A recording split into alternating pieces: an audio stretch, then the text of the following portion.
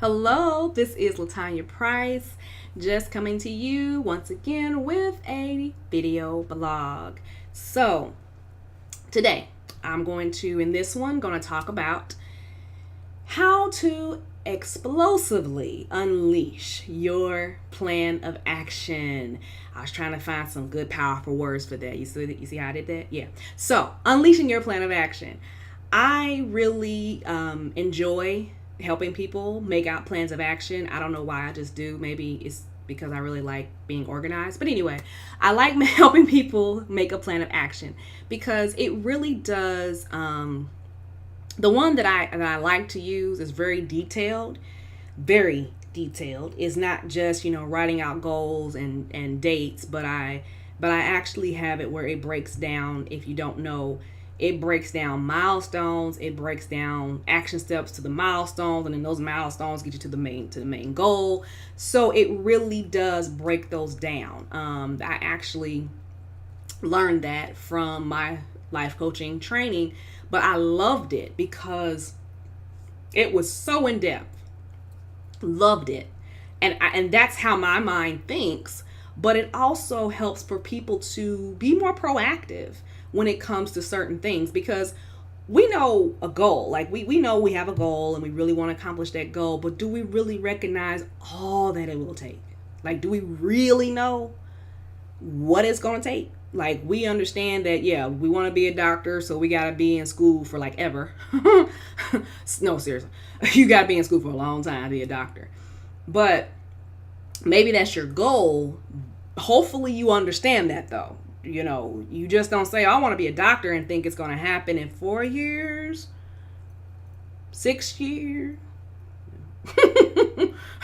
I believe even at 8, it takes some time. Now, you have some things that you do and you help out with in the hospital, but to be maybe an official surgeon or something like that, that takes time. And so that's something that you really want to think about when it comes to making the plan of action. And that's what I really like about that. So to do it, to unleash your plan of action, first and foremost, you got to write it. Obvious. You have to write out the plan of action. You really do. You have to fill out those areas that are within that plan of action. You have to make your primary goal. Then you have to think about, okay, where are the milestones that's going to get me to that, those stairs of getting there. And then with those milestones, there's some steps to even doing that. There's some steps to even getting to the point. It's not just, I want to be a doctor, go to school. Well, there's a lot of things that goes into going to college and finishing college and doing this and doing all kinds of maybe some type of volunteer work, or what, I forget what it's called, residencies or something like that. There's a lot of things involved in that, and so that takes time. That takes some monies. You might have to travel. You might have to go to a whole nother state, a whole nother country. All those things has to be really looked at when it comes to accomplishing a goal sometimes. So definitely make the goal visible. When you write it, it makes it visible. It makes it come alive. A lot of times writing out something just gives it life. How we give our faith life, how we personalize our faith. And when we personalize our faith, we're giving it that action. Basically what we're doing, we are giving that life. So that vision, that dream, that goal, you write it out. Because you want to go ahead and give it breath. Go ahead and breathe breath into that, because that's how you're going to write it. When you write it, you're breathing breath into it. The one thing I tell people to do, if you kind of work with me, so to speak, is there's a way you write out the goal. You just can't just say, become a doctor. You have to write out that goal in a certain present day or present tense way that is going to be very specific. It's going to be very specific. That is going to really give that detail. This kind of gets into the next part, setting real deadlines. You got to set real deadlines for me. It got to be a month, a day, and a year. I don't care if you have to go on the internet and pull up the 2026 12 months of the 12-month calendar of 2026. If you got to pull it up, pull it up. In 10 years, if that's what you got to do, see how that all plans out. And I'm serious. I'm so dead serious. Because you have to be that dedicated. You got to be that realistic about it. Because so many times we get into that mindset, and this might fall under the procrastination, or it might fall under the lack of motivation. We might get into that vicious cycle of things where you're like, oh, I'm going to do it. I'll do it. Yeah, I know. Yeah, I know it. Hold on. Sometimes it's best that but it's best to also really work out some kind of detail on what you're going to do. Truth is, yes, we don't necessarily control every single event that's going to happen in our life. I get that. God is in total control. So what we made as plan A, B, C, he might shift it and it goes C, A, B, or it goes B, C, A. But all in all, we have to be ready for each of those to come at us, or, really to know what to do. And then even in that, another reason we want to be realistic is because life does happen. So as much as we want to say, oh, I'm going to achieve this in 3 months, and we know, okay, we done set out, we're going to write this, we're going to write that, we're going to really just buckle down, and we're going to really work hard, and we're going to really achieve this. Sometimes a good example of that is workout programs or something like that. We really get going. We really have a really good sense of faith and motivation right at that starting line. And then we get to that middle. we get to the middle, and it's like, woo, I didn't think it was gonna be this much. Woo, Jesus, I don't know. And we lose momentum. So we really need to make sure that we know everything that it takes. We need to understand it's going to be hard. We're going to have growing pains. We're going to have certain things going to make us uncomfortable. All of that. You have to be honest with yourself and say, do I really want to do that? Do I really want to stay up late studying? Because that's what college is. College is a lot of studying. Lots of it. Do I really want to stay up late? Do I really not want to get no sleep for the next several years? You got to think about those things. So it's not those things that are leery. It's not to make you not want to do it. Because if it's your passion, if that's your dream, hey, go for it. But you really got to know what it takes to really achieve it. And that's all. You don't want to be blindsided too much. It's like we need to understand, like it says, we need to know what the enemy is about. We really do. We can't be tricked by what the enemy is going to bring us. We can't be surprised by that. We cannot be foolish. We can't be ignorant to Satan's devices. We just can't. So we got to remember those. And then finally, making the commitment and keep going. Making a plan of action. Yes. Awesome. Can something happen where you get off track? Yes, most definitely. Is it the end of the world? No.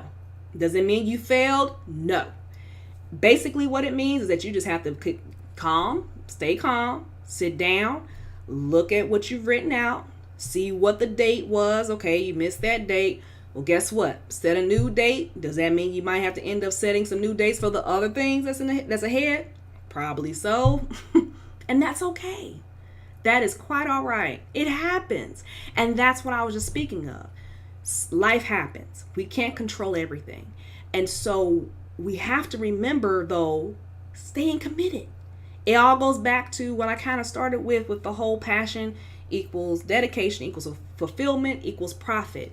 If we can't stay dedicated, if we can't remain committed, if we can't remain, in that way of just keep going, then we would really end up failing at achieving that fulfillment and really not being able to do what we love to make a profit, to do as our career, or because a lot of nowadays we really tell our youth, do what you love. Coming from from other generations, and I definitely respect our elders. I like my dad to my grandfather and all them, my grandmother, and all those different people I was able to witness and talk to for a while in my childhood.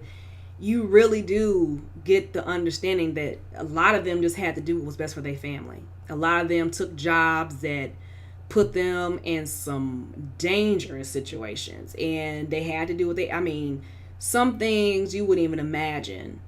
And even some people now, they'd be like, I couldn't do that. I couldn't do that. No, I couldn't do that. But they did it because they had a family to feed. And so they had to do what they had to do. And the same thing kind of goes for us when it comes to the process. Sometimes we don't automatically figure out what our passion is and everything else. But we do try to nowadays encourage our young people to really know what we love to do. We really do. We try to do that more. Like if they love to sing, if they love to dance, if they love to play a sport, if they love to do research, if they love math, if they love science, if they love, doing projects, if they love even video games. Maybe they like computers and they like video games. They try to always tweak something with the video game. They could be a programmer. Basically, we are trying to get our youth to understand, hey, don't get to 40, 50, 60 years of age and be like, okay, now I found my passion. Not to say it's too late, but it is a little bit like most of your life is pretty much gone. And now you're just going to be able to live the last portion of your life doing what you love. And not to say that's a horrible thing, because it's not. It's just the fact that hopefully we can get you to start a little earlier. That's all. We're just trying to get you to start a little bit earlier. So those are things to think about when it comes to unleashing your plan of action. You have to unleash it. You can't just write it out, which that's the most important thing. Just make sure you give it life as far as just giving it some kind of small heartbeat.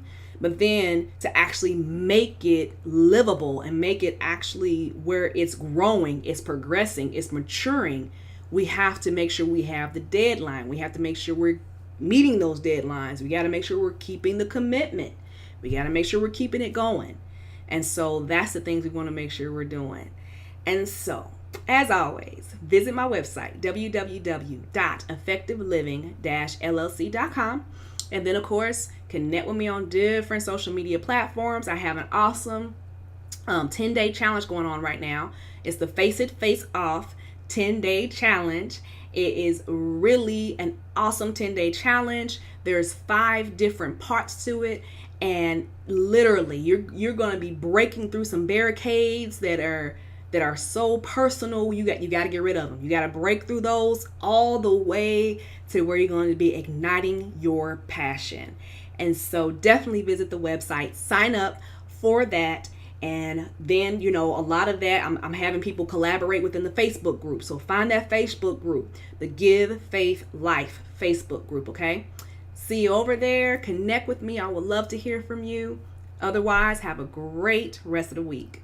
Bye.